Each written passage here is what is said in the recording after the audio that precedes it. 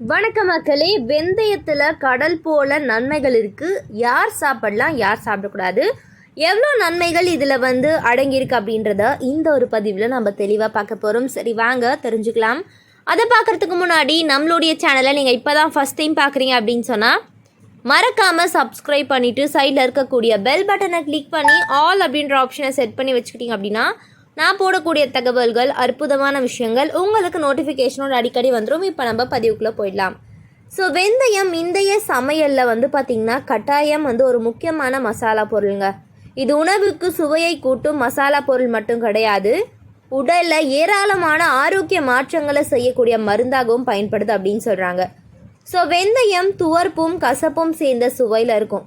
அதே வெந்தயத்தை ஊற வைத்து முளை கட்டி சாப்பிட்டா மெல்லிய இனிப்பு சுவையுடன் இருக்கக்கூடிய இந்த வெந்தயத்தை குழந்தைகள் முதல் பெரியவர்கள் வரை எல்லாருமே உணவில் சேர்த்து கொள்வது நல்லது அப்படின்னு சொல்கிறாங்க.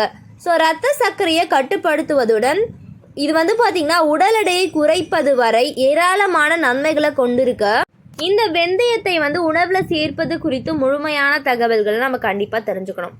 ஸோ வெந்தயத்தில் உடலுக்கு தேவையான நன்மைகள் இருக்குது. ஸோ நார் சக்தி இதில் 3 கிராம், புரதம் 3 கிராம், கார்போஹைட்ரேட் 6 கிராம், கொழுப்பு 1 கிராம், இரும்பு சக்தி தினசரி தேவையில் 21%, மேங்கனீசு தினசரி தேவையில் 6%, மெக்னீஷியம் தினசரி தேவையில் 5%, சோடியம் 67 மில்லிகிராம், இந்த மாதிரியான ஊட்டச்சத்துக்கள் இருக்குது அப்படின்னு சொல்கிறாங்க.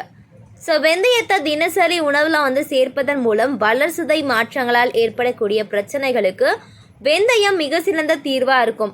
அதில் நீரிழிவு நோயாளிகளுக்கு ரத்த சர்க்கரை அளவை கட்டுக்குள் வைக்க உதவுது அப்படின்னு சொல்கிறாங்க. ஸோ அதில் இருக்கக்கூடிய நார் சத்து வளர்சிதை மாற்றத்தை சீராக்கும். டைப் 2 நீரிழிவு நோயாளிகள் தினமும் 2 முறை வெந்தயத்தை எடுத்துக்கொள்ள ரத்த சர்க்கரை அளவு கட்டுக்குள் வரும் அப்படின்னு சொல்கிறாங்க. ஸோ வெந்தயத்தில் நார் சத்து மிக மிக அதிகம். 10 கிராம் வெந்தயத்தில் 3 கிராம் அளவுக்கு நார் சக்தி இருக்கிறது. இது குடல் இயக்கத்தை மேம்படுத்தி ஜீரண ஆற்றலை அதிகரிக்க செய்யும் அப்படின்னு சொல்கிறாங்க. ஸோ வெந்தயம் ரத்தத்தில் உள்ள கெட்ட கொலஸ்ட்ராலை குறைத்து நல்ல கொலஸ்ட்ராலை அதிகரிக்க செய்யும். சர்க்கரை அளவு கட்டுக்குள் வைக்கவும், கொலஸ்ட்ராலால் நம்ம கவலைப்பட்டோம் அப்படின்னு சொன்னால் உடல் எடையை குறைக்கவும் பசியை கட்டுப்படுத்தவும் வெந்தயம் ரொம்ப பயன்படுது அப்படின்னு சொல்கிறாங்க. ஸோ வெந்தயத்திற்கு குடலை ஏற்படக்கூடிய அமிலத்தன்மை குறைத்து அஜீரண கோளாறால் ஏற்படக்கூடிய நெஞ்செரிச்சலை குறைக்கக்கூடிய சக்தி காணப்படுது அப்படின்னு சொல்கிறாங்க. வெந்தயத்தில் ஆன்டி இம்ப்ளமெண்ட்ரி பண்புகள் அதிகமாக இருப்பதனால உடலில் இம்ப்ளமெண்டேஷன்கள் ஏற்படாமல் தடுக்க உதவுது. ஆண்களுக்கு மிக மிக பயனுள்ள ஒரு உணவுப் பொருள் அப்படின்னே சொல்லலாம். ஸோ ஆண்களுக்கு பார்த்திங்கன்னா உயிரணுக்கள் அதிகரிக்கவும் ஆண் ஹார்மோனான டெஸ்டோஸ்டரோன் ஹார்மோன் உற்பத்தி அதிகரிக்க செய்யும் அப்படின்னு சொல்கிறாங்க. ஸோ வெந்தயத்தில் உள்ள அதிகப்படியான நார் சத்துகள் குடல் ஆரோக்கியத்தை மேம்படுத்தி மலச்சிக்கல் பிரச்சனையை தீர்க்கும். இரவில் தூங்க செல்ல முன் பார்த்திங்கன்னா 1 டீஸ்பூன் அளவுக்கு வெந்தயத்தை அப்படியே வாயில் போட்டு தண்ணீரில் குடிக்க மலச்சிக்கல் பிரச்சனையே வராது அப்படின்னு சொல்கிறாங்க.